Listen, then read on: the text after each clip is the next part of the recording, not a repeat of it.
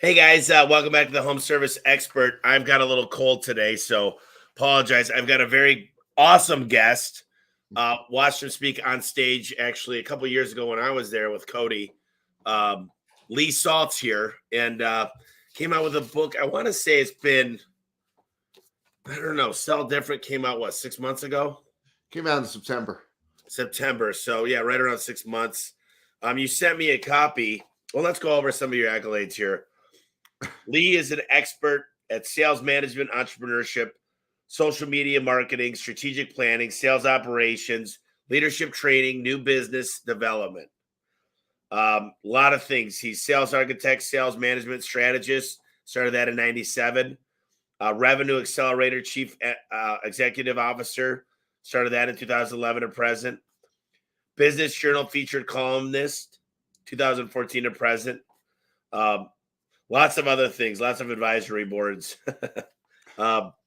He has authored 5 best-selling books, including Sales Differentiation, 19 Powerful Strategies to Win More Deals and Prices. Oh, look at that. There you go. A columnist with Business Journal, serves on an editorial advisory board of Sales and Marketing Management Magazine, and is program advisor to Kansas State University Strategic Selling Institute. Built the largest LinkedIn sales management group, sales management executives with over 300,000 executive members. He's also been quoted now. 350,000. Also been quoted and featured on the Wall Street Journal, CNN, New York Times, Dallas Morning News, Selling Power, Sales and Marketing Management, ABC News, MSNBC, and many more. We've done a podcast in the past, but since then you've come out with a new book. You're a speaker, I think, all around the world. Let's just dive in. Why don't you tell us? You signed this book for me, and you put Tommy, energize your deals. And after reading it, I felt like that might be the next name of your next book. Well, I am about to sign with HarperCollins for a new one, but that is not the title. Okay, maybe I was wrong. So energize your deals. So talk to me a little bit about what you've been doing here. Tell me a little bit about this book. Tell me why this book is different. Tell me about some of your latest speaking gigs, everything like that. You got it. So Sell Different is entirely based on, has nothing to do with what you're selling and everything about the way that you go about selling.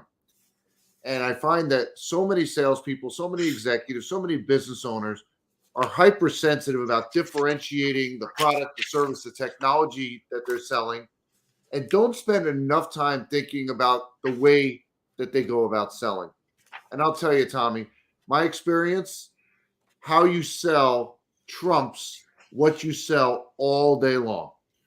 The experience that you create in every step of the process. As a matter of fact, I challenge salespeople all the time to look at every touch point, every interaction that they have with a prospect and client, and ask themselves this question: what is it that I can do different than the competition that my buyers will find meaningful? So it's not different for the sake of different, right? I could be wearing a pink shirt and a pink hat. It would definitely be a different interview, but would any of our listeners find that meaningful to them? And of course, the answer is no. So the key is meaningfully different. And the other lens to look at this through, and this is where Sell Different really comes in, is we look at the competitive landscape out there. And I have this client in the steel industry, and the CEO refuses to use the word competitor. And I thought this was fascinating, his rationale. He said, why am I going to elevate the competition and say that they play on the same level that I do? We refer to them as other players. So I thought that was a very interesting mindset for the salespeople to have. And the idea is, when you look at those other players out there and the way that they go about selling their products, services, and technology, you look at their process and say, I'll bet you there is something I can do all along that journey that will allow me to outsmart, outmaneuver, and outsell them all day long. I'm working with a group now and they sell technology for restaurants and for grocers. And we looked at a competitor, I'm going to use that word, a competitor proposal. And what was interesting, what really jumped off the page was the email address. It was an AOL address, Tommy. No, No wow. one that has an AOL address anymore other than our grandma and grandpa. Exactly. So what that said was we're dealing with buyers that are not overly sophisticated. So we looked at what the competitors were basically saying. Here's a price list. Here's a menu. Pick what you want. And we said, we've got an opportunity here in how we communicate our solution in writing and put together a proposal in layman's terms. So it's understandable for someone that is not technology minded. So you take this price list. I have no idea what any of these things are, why I need them, what they even do. And here's a thoughtful narrative that says, here's where you are today. Here's where we're going to migrate you to. Here's why we're going to do that. And here are the results that you can expect. And so that's what I mean when I talk about doing something different than the competition to outsmart, outmaneuver, and outsell them. So I read this. It's been probably 4 months. And I got the way that I do it is I circle and put a lot of stuff in here. Right in the beginning, you talk about three sales takeaways. Price is not the primary decision factor when people are making a buying decision. Number 2, know your audience. Number 3, identify your business.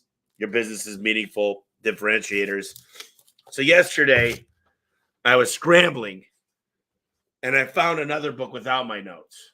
And I couldn't find this book anywhere because it was under my desk because I had it there for this exact interview.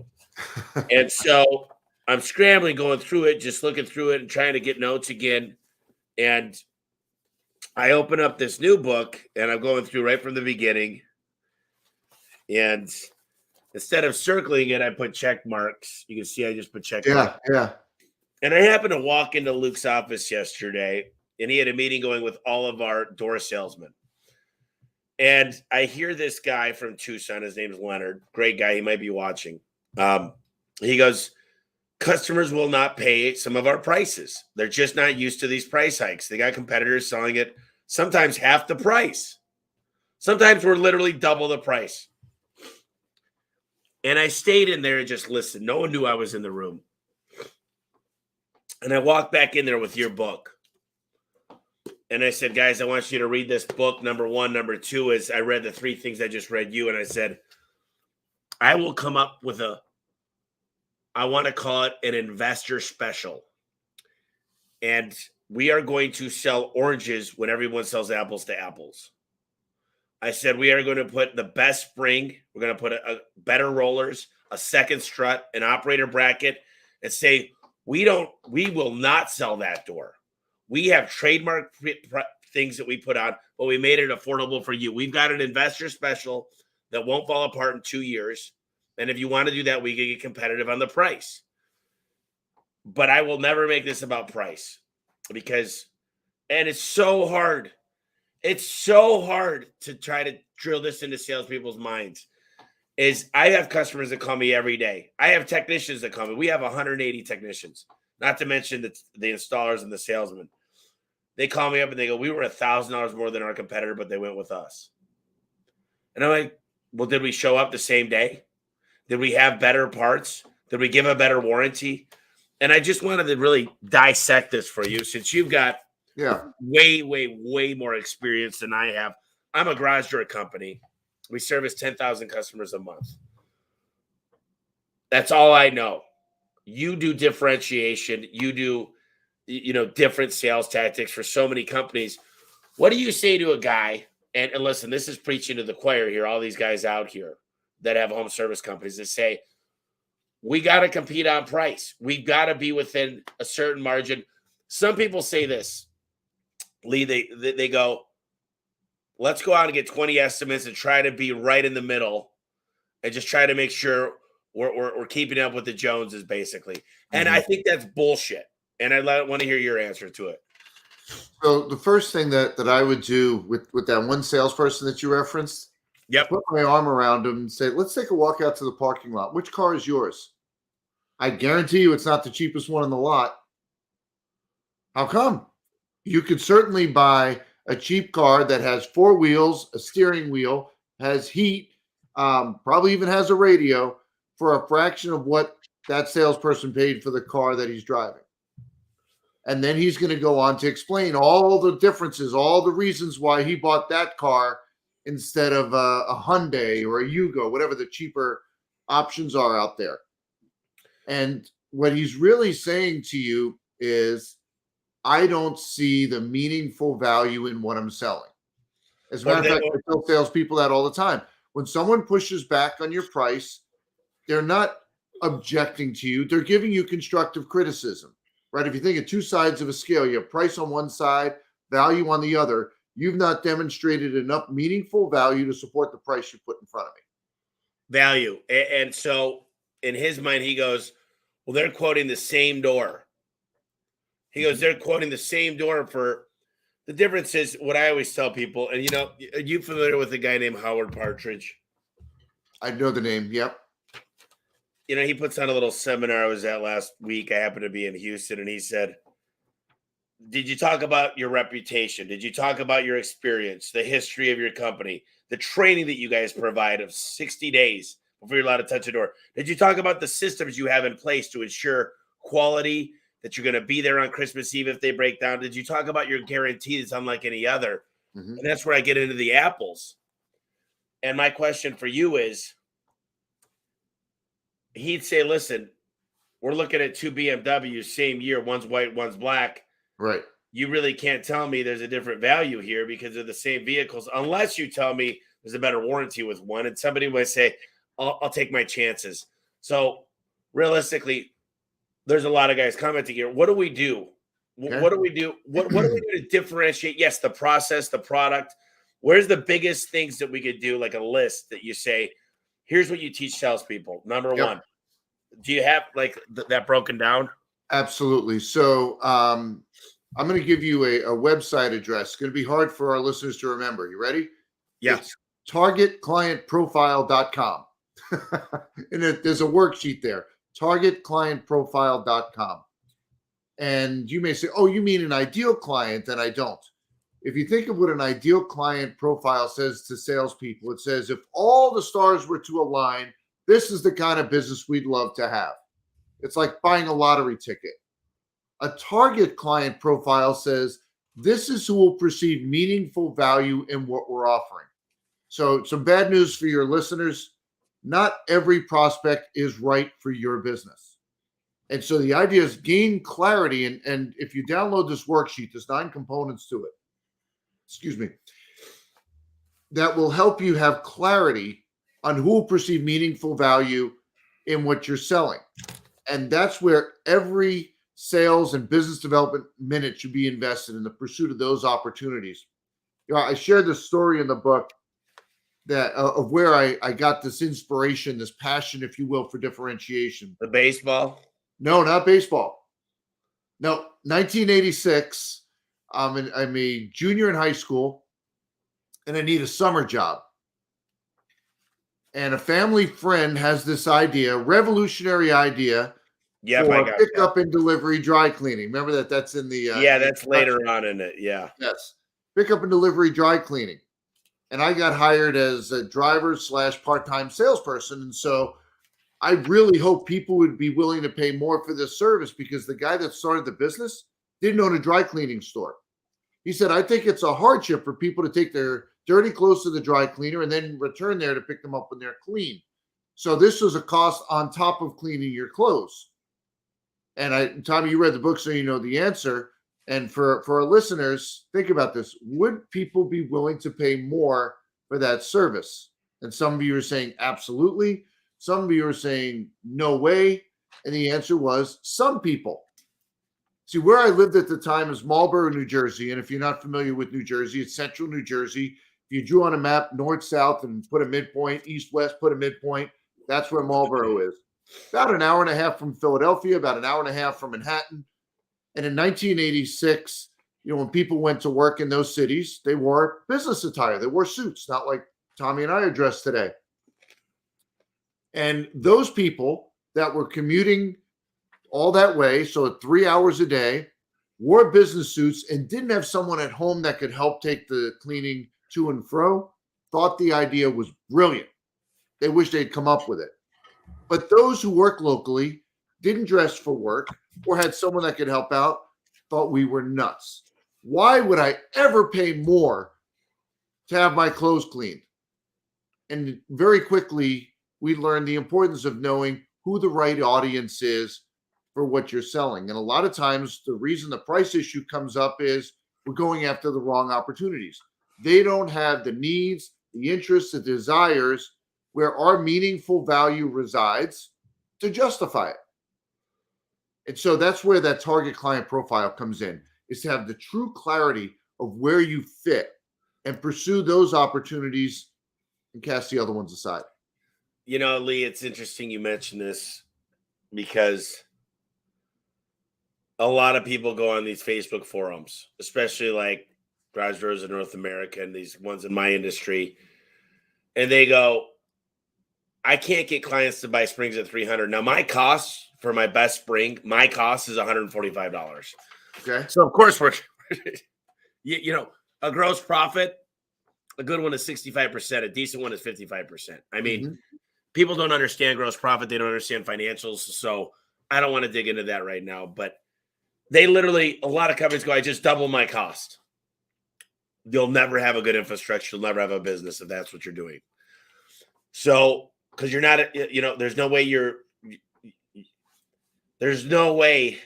that you could do that with your fixed overhead unless your wife's working and you're working out of your house and you're not paying her anything. So, I always tell people, where are you marketing? If they're on Craigslist and they're only marketing on, a lot of times I always tell people, if you're looking for a McDonald's customer, you got it. But if you want that high-end steakhouse customer that's willing to spend $100 per one meal with a glass of wine, you got to know where they're hanging out. And I think that's what this target client profile is going to help people with. Is absolutely. And then, you know, people say, listen, I don't want to spend a lot of money in marketing.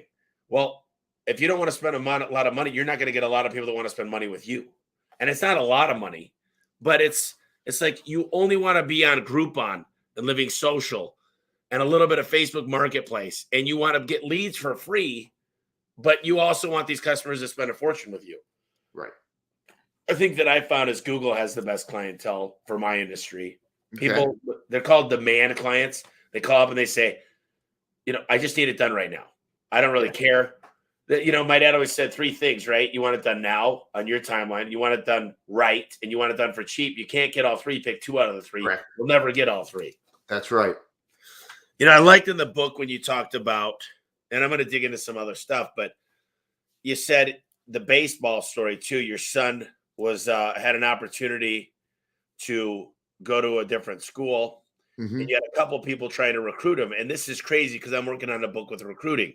So right before this, I was talking about your stories, and one guy, you know, none of them were bad, but the one guy actually had a parking spot for you.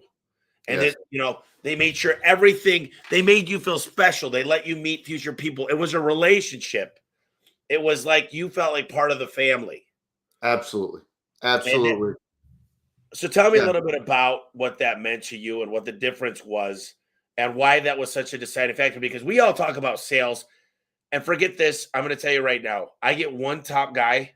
If I recruit one top guy, he will bury four other guys and he'll do it effortlessly. He's born with it. He knows how to eye contact. He knows how to profile people like no other. He doesn't know he's doing it. She doesn't know she's doing it, but they do it. And I think so often we go, I need more clients. I need more clients.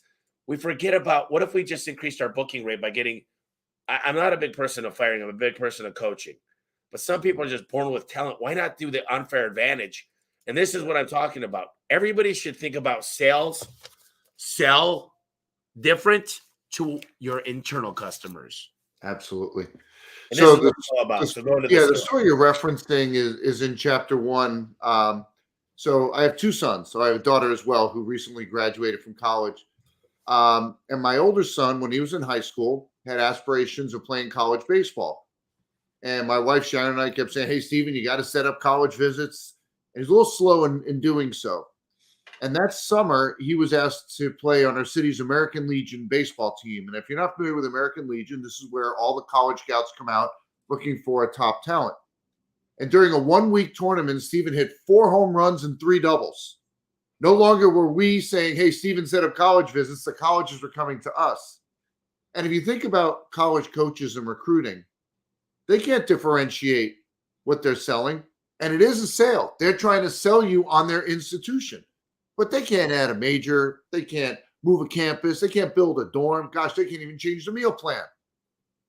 But they do have an opportunity to differentiate the way that they sell, the way they recruit, if you will. And some coaches are absolutely fantastic at it, and some not so good, we'll say. And the story, Tommy, that you were alluding to, when you first go and visit a college campus, as soon as you cross the border onto the campus, your blood pressure jumps 30 points. It's not the tuition. It's that you can't find a place to park. Every single parking lot on a college campus says, park here, and we're going to tell you, welcome to our fine institution. Well, this one school we visited, we pulled into the parking lot, and there's a spot with Stephen's name on it. Stopped us dead in our tracks. We go inside. There's an agenda for the day printed, Stephen's name right at the top. And what did it cost this university to do these two things? A penny for the paper and ink? But think about how they made us feel. They made us feel like Stephen was the only athlete they were recruiting anywhere on the planet for any sport that they offered. Of course, that wasn't the case, but that's how they made us feel. And every one of you that's watching this podcast has this same opportunity. And there's something that we're guilty of. See, all day long, we're talking to prospects and clients, and it becomes robotic. It becomes rote. It's just another call. It's just another meeting. It's just another garage door. We forget to make people feel special. And what that college coach did, there were a few that did it very, very well, made us feel special. And that comes back to what we talked about earlier. In every touch point, every interaction you have while you're selling garage doors, what is it you can do different than the competition that your buyers will find meaningful? That's the question that you need to ask yourself. And I can't answer that for you. And I'm guessing, Tommy, that a 10-minute meeting with the team, they'd come up with a bunch of ideas, things that they could do that would create a completely different impression. I'll give you a recent story. My wife and I just this week celebrated our 25-year wedding anniversary. Oh, good job. So thank you. Thank you. And I wanted to get her a new ring to celebrate her anniversary. And here in town, there's a nice ring designer. We met with him multiple times. The way he handled the process was so robotic. He was a ring designer, wasn't just buying off the shelf. And the last straw was, remember, married 25 years. I was there for these meetings. He sends my wife a text asking if she's made a decision and what her friend thought of it. I'm the friend. He didn't come across like he cared. He didn't come across in a way that my wife found helpful, because she came in saying, I don't know what I want. I have no idea what I want. And the reason we went to a ring designer was, here's someone that could create anything. And he had no way to go through the process and narrow it down. Then we went to this other store in town. And they're a blend of doing some custom work as well as call it off the shelf. And I don't believe their jewelry was any better, but we bought from them. It was the experience that this woman created. She came across genuine. She cared. She took the time to get to know Sharon, her likes, her dislikes, showed her different opportunities, and we bought from her. It had nothing to do with the price. It had nothing to do with the product itself. It was the process that we went through. Now, with the baseball story, I mentioned I have 2 sons. My younger son, who's on a bus right now to Kansas, he's playing college baseball as well. There was a school that had recruited Stephen that made him feel like a number. Now, this was the school that Stephen had said, this is where I'm going, before the process began. And there were 7 schools that were recruiting him. This school was last on the list. They were number 7. They didn't get rid of a major. They didn't get rid of a dorm. It was the way that they sold. And David, my younger son, he saw this whole experience that his brother went through. That school wasn't even on his list to consider because of the recruiting experience. So when you make someone feel like a number, you don't just blow this one deal. It's like the old shampoo commercial. They told 2 friends and they told 2 friends and so on and so on. It negatively impacts your brand. Yeah, you're right. Last night we had an upset customer I heard Luke dealing with, and they demanded they only pay a certain price because of all the mishaps. And I listened to it and it was like, how could we make that many mistakes? And of course, I want to say supply chain, there's a virus coming around, there's all kinds of things, but the lack of communication on our end was just dumbfounded. And I'm the type of guy that says, and Lee, I love your perspective on this. A lot of people say we need to slow down our growth. We need to get things right first. Whenever I've slowed down, people go, finally, time to relax, time to chill, finally a break, time to take a vacation.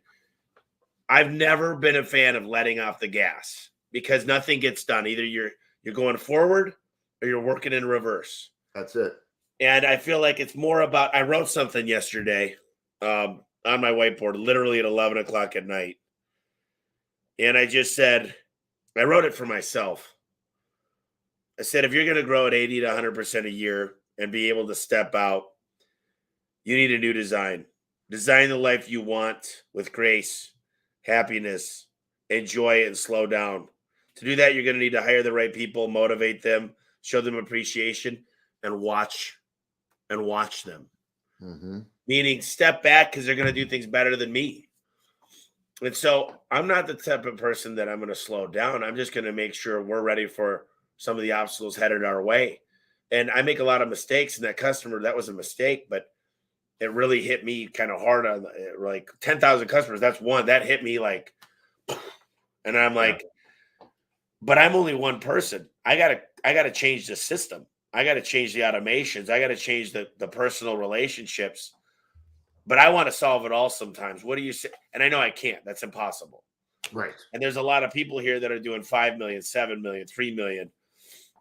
What do you say to people that are just, they're kind of running around here trying to figure things out? And it's scary.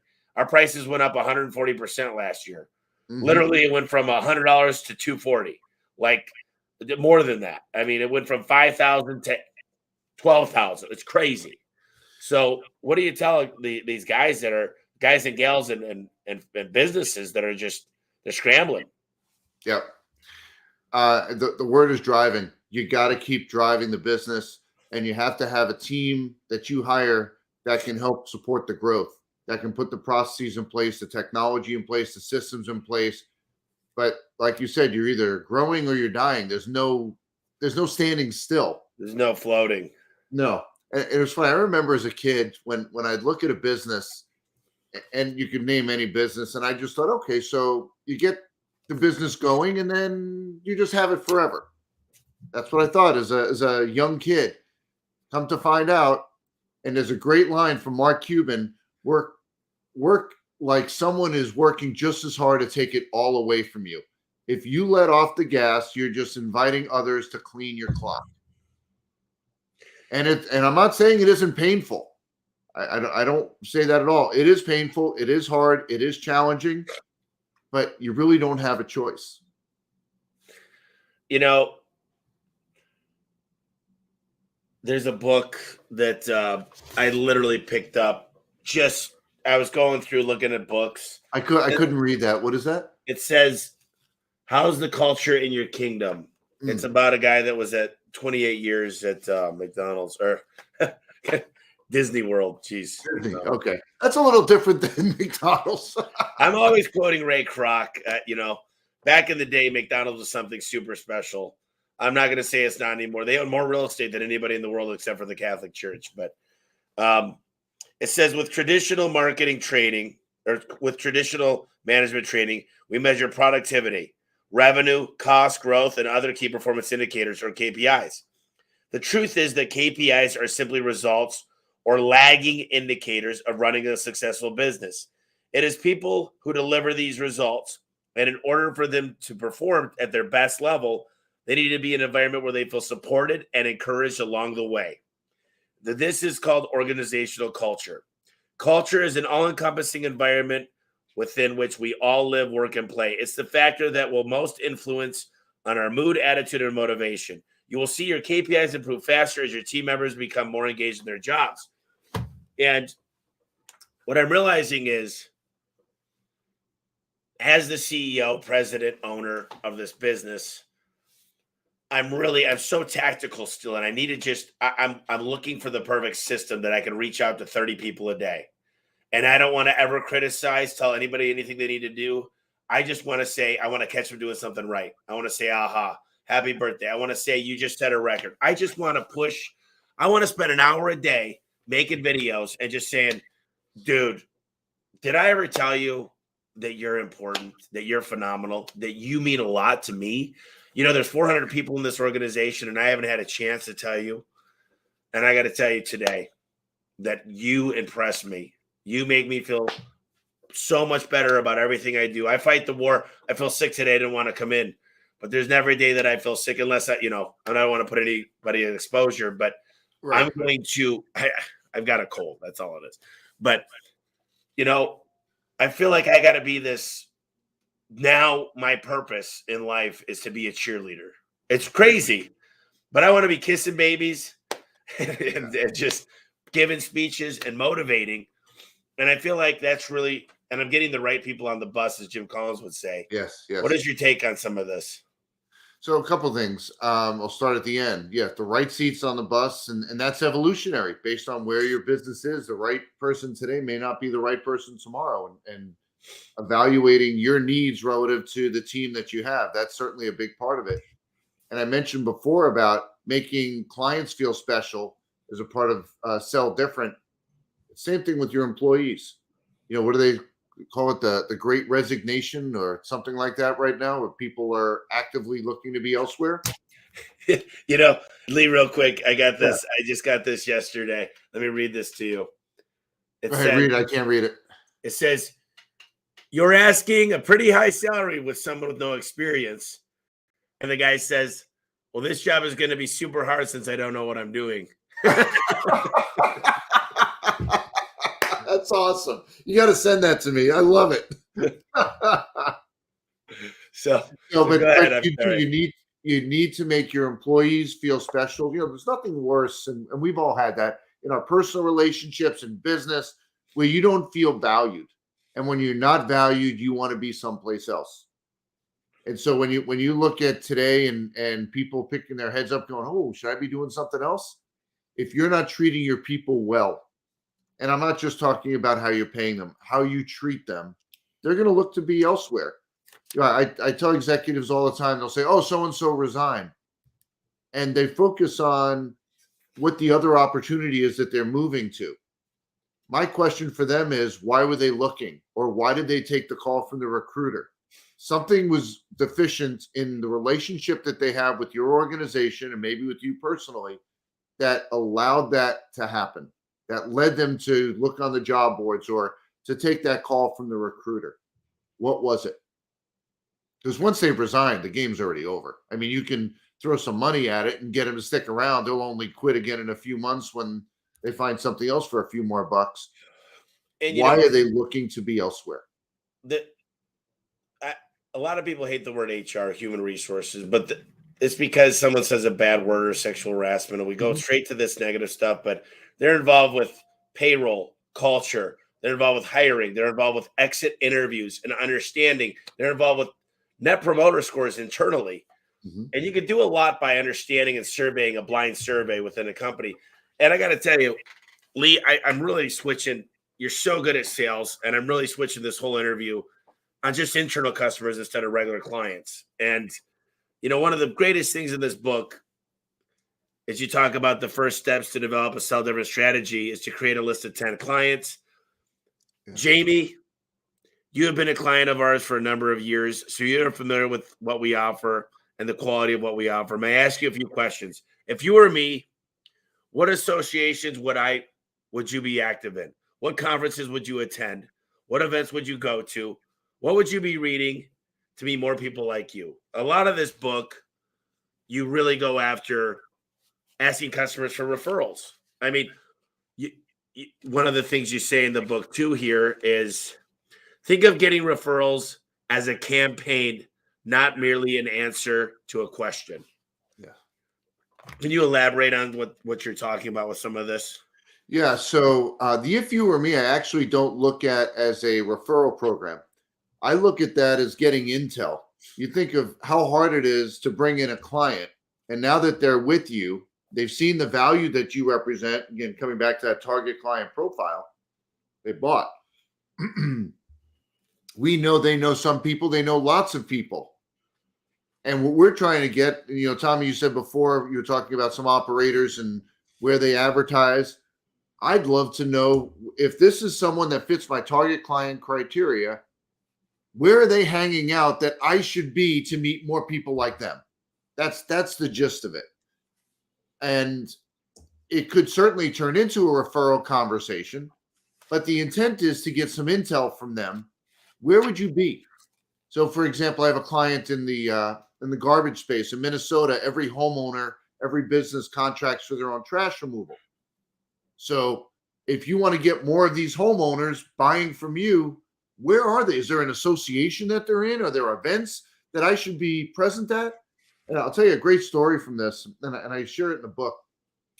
I had this one coaching client, and the task was to have 10 of these conversations over 2 weeks, and he got 7 done. In one of these conversations, he found out about a technology council in his own backyard that he didn't even know existed. The members of that council were CIOs that he had been cold calling unsuccessfully. He'd never been able to reach any of them. And his client says, I could bring you as my guest if you'd like. Yeah, of course. And then a couple of months ago, he had the opportunity to present at this council that he didn't know existed until he asked the If You Were Me question with a group of CIOs he had been trying to reach through traditional prospecting and had failed, been unable to reach them. And the beauty of that question is, what are we asking the viewers to spend to put this into practice? Nothing. And so as a business operator, when I look at my target client profile, I'm just thinking this sequentially. I now have clarity who's going to perceive meaningful value in what I offer. And then I've sold my products, my services, my technology, whatever it is that you might be selling. I've sold it to my target client. I want to know where more of them are.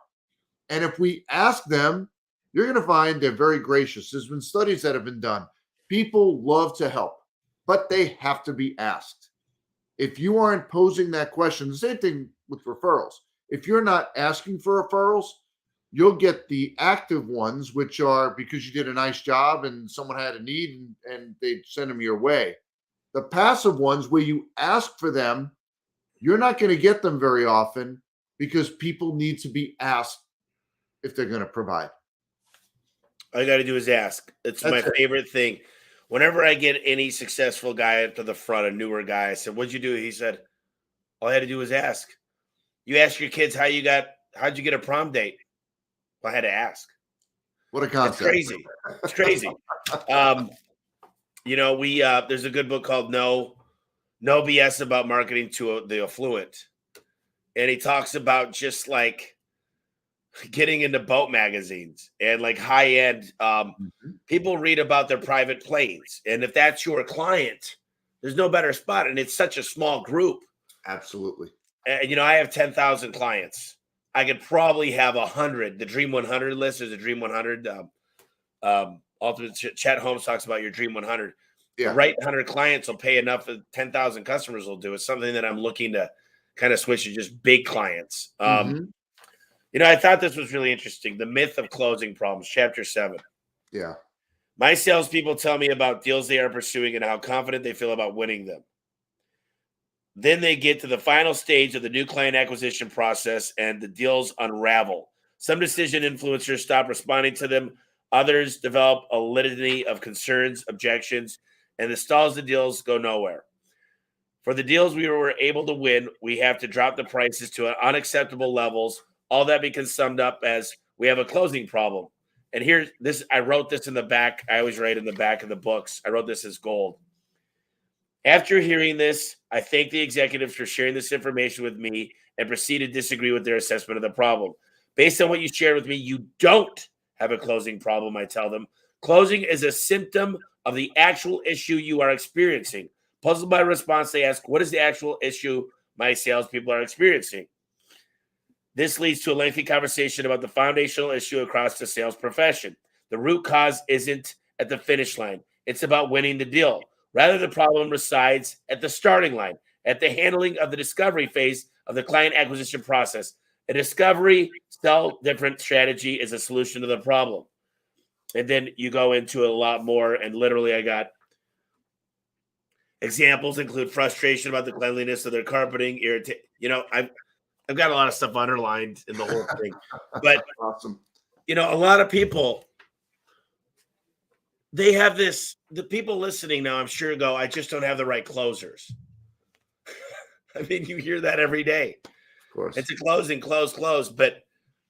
And there are people that talk themselves out of the close. They ask for the sale, they get it, and then they talk themselves out of it. There are things that happen at the end. Yes. But for the most part, you're seeing it starts at the start line, not the finish line. Explain that. So when you talk about that initial consultation that you have, the discovery meeting, you mentioned before a conference that you went to last week and you gave some examples. Did you tell them about our experience? Did you tell them about this? Did you tell them about that? And the challenge with that is it's not a conversation, it's a lecture. So we're in that discovery meeting. Yeah, I told them this. I told them that. They didn't care. But if we ask thought-provoking questions during discovery, help them to think through it. So, for example, how long do you plan to be in the home? I plan to be here for the rest of my life. And then you can lead them down a path of the way they want that garage door to function. What are your expectations of the provider that you work with for this door installation? What background do you expect them to have to do this type of work? I'm ad-libbing. Obviously, you can be much more specific in your world. But I want them to be in conversation with me rather than me lecturing them on how wonderful my company is, because everybody's going to come in saying, oh, we're the best at putting in garage doors. But if we ask some thoughtful, insightful questions, all of a sudden we start to set ourselves apart. I'll give you a great example. A few years ago, I replaced all the lighting in my home, all the recessed lighting, with LED bulbs. Have you done that, Tommy? Yeah, we've done that at a couple, even the building. And why did you do it? Right, to reduce costs, right, and reduce energy the lights last forever, and the lights last forever. Tax write-off. Yeah, there you go. And did you know the city of Denver did that with their traffic lights, and now they're getting sued? I didn't know that. Yeah, and the reason is Denver gets a lot of snow, and the incandescent bulb serves two purposes: to communicate a traffic signal and melt the snow.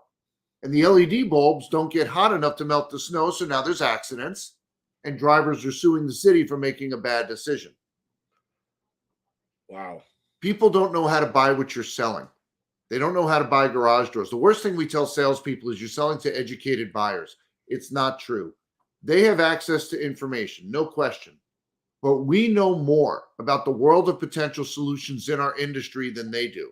And that's one of my favorite questions to ask salespeople. Who knows more about the world of potential solutions in your industry? And I've never had one individual say, oh, the people I sell to know much more about the world of potential solutions in my industry. It's never happened. And so that gives us, in my opinion, an obligation and an opportunity.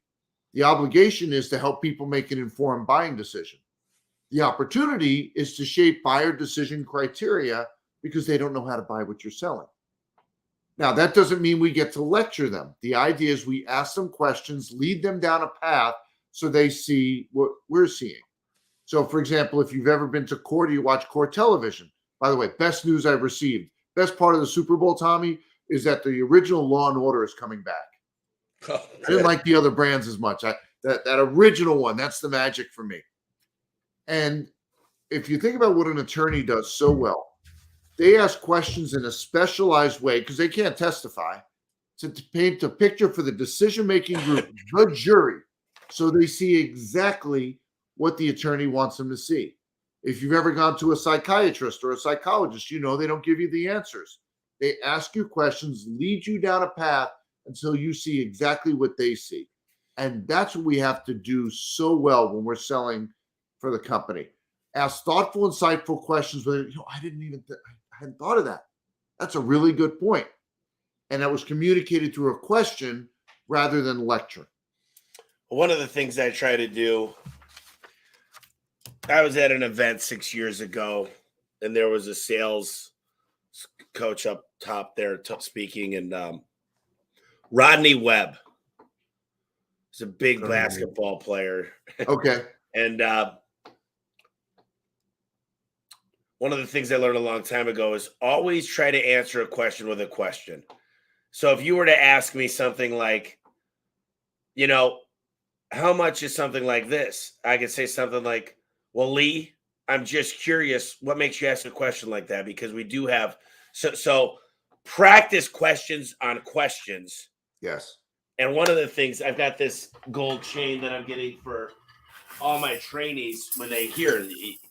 You wear it, and each one of them say something. So one of them says, use my name 15 times, either Mr. Salz or Lee.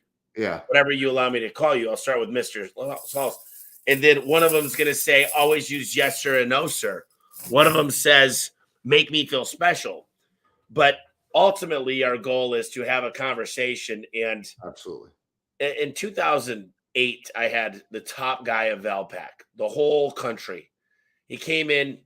I don't know how we met, but he said, we have a competition. Me and another guy, we go out together a lot. He goes, we see how much we can get the customer talking. We do 1 hour sessions. He goes, if we get them talking over 50 minutes, we've never not made a sale. Absolutely. He goes, 40 to 50 minutes, we're about 70% close rate. If it's 30-30, just because they're not very, maybe they're a D-type personnel, they're like, hey, guys, I'm busy. It's tough. And it's interesting because you're asking questions the whole time and allowing them. But one of the things you do is the nonverbal cues. So, Lee, you want your house to be safe. Can you tell me about the safety that you're considering while making this choice? Mm-hmm. And it's funny because I've already asked you a couple. We want to make sure to get this door safe, make sure you don't have any problems in the future. And so. And you're nodding your head as you're saying that. And those things, they start to just, sure, yeah, let's go ahead and get that done. And you just you follow, you can't help yourself. Absolutely. It's like, yeah. But you can't, you got to practice these little things. And there's so often, we're building a new training center, 8,300 square feet. And I got dogs that look exactly like dogs with the names of the dogs. And they're just like, they're stuffed animals. But I want to learn the names and say, Max, oh my God, I love Max. And you get to know the dog. You go ask about the Harley. And you got to genuinely be interested in these things. I love dogs. I love talking about motorcycles. But I'm like, listen, guys, every single great pastime is in a man and woman's garage. It's very easy to find commonalities. In fact, I came up with a new line, Lee. How slow can you go? Okay. Because a lot of us try to get to the point, oh, you got a broken spring here. Let me go through some options. Yes. My secret sauce is let's try to take 2 to 3 hours at that call. I know I could do it in a half an hour if I really wanted to. If you give me 8 jobs in a day, I gotta have windshield time. Mm-hmm. So I want to give 2 to 3 jobs and say this. Lee, tell me a little bit about the history of this garage. When's the last time you had it looked at? Tell me, and here's the secret question. What's going on with the garage? I see you got a broken spring, but I'm not going to go out. I'm just going to say what's going on with it. I've seen customers tell me this, Lee.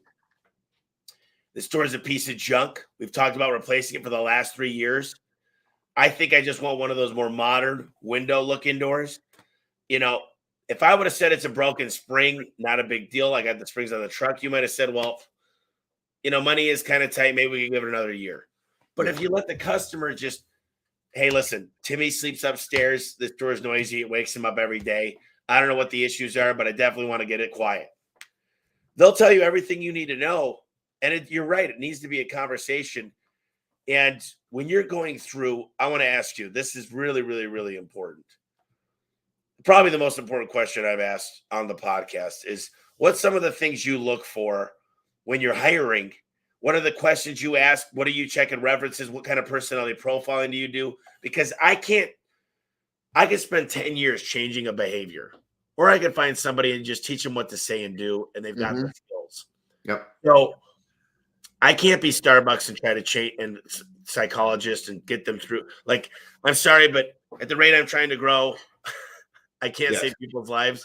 I want to try to find them up at 90%, get them to 100. Yeah. So there's a couple of criteria. One is, and we've just touched upon it, insatiably inquisitive. That's one big one that I'm looking for. Related to that, a commitment to continuous self-improvement, always looking for ways to improve. So how do you demonstrate that? I mean, inquisitive is easy, but do you ask questions like, what are your hobbies? Do you go to the gym? Do you read? What are some of those? When's the last course you completed? Are those the kind of questions you're looking for?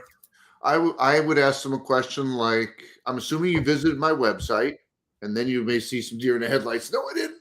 Okay, that's a strike against you. What's one thing you would change on our website and why?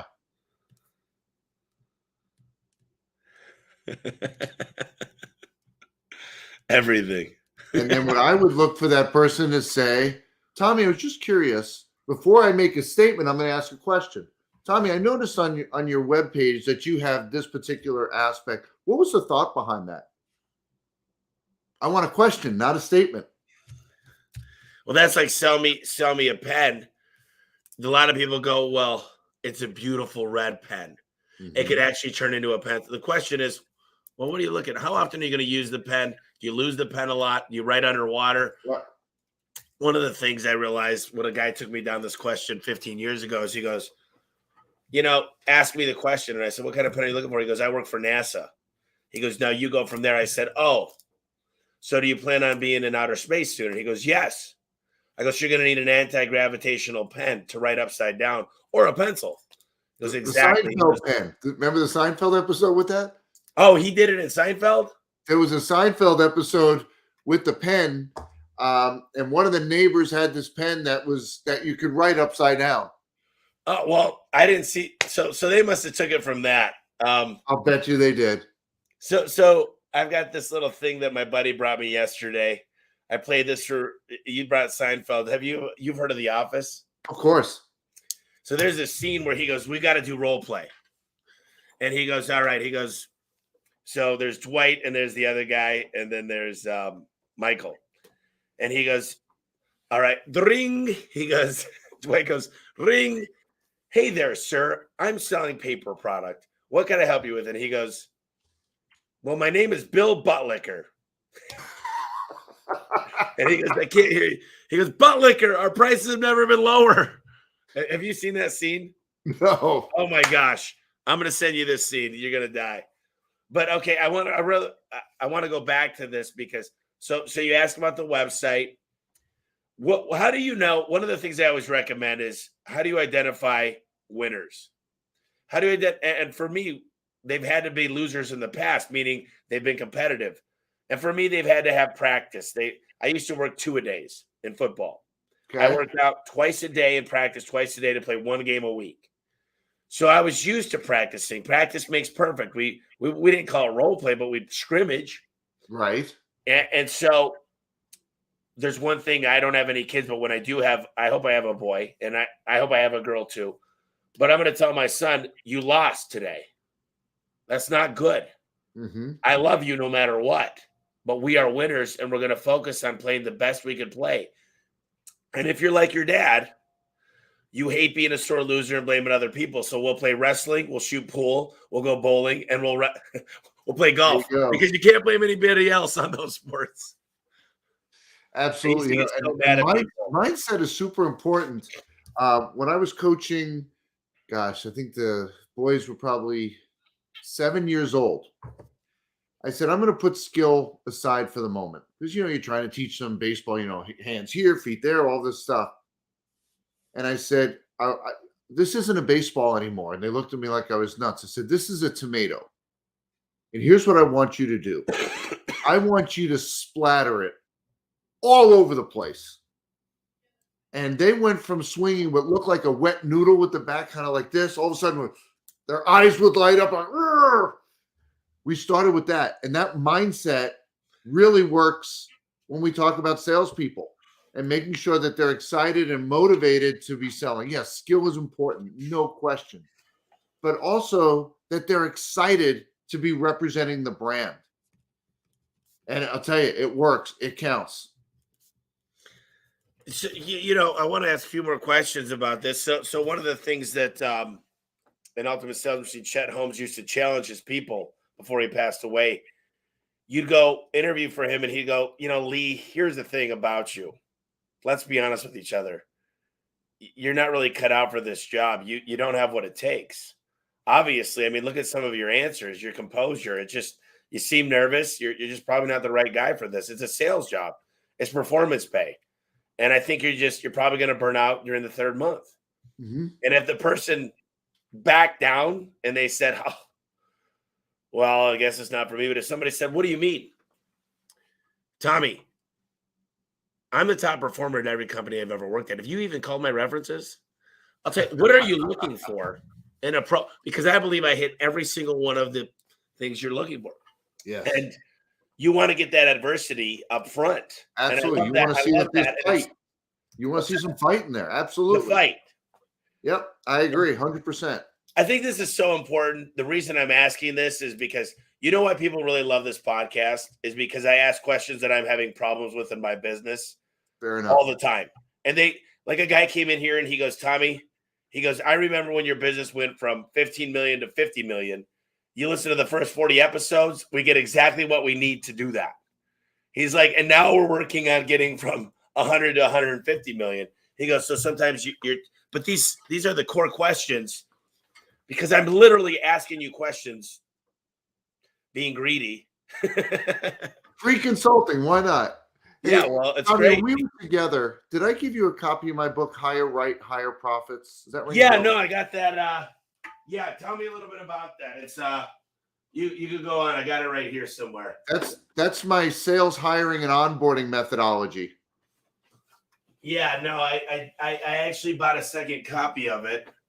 I've got so many books here, but tell me a little bit about it real quick. Yeah, so it walks you through the steps. I'm a big believer there's no such thing as a great salesperson. And I can prove it. How many of these so-called great salespeople have you hired and they failed in your company?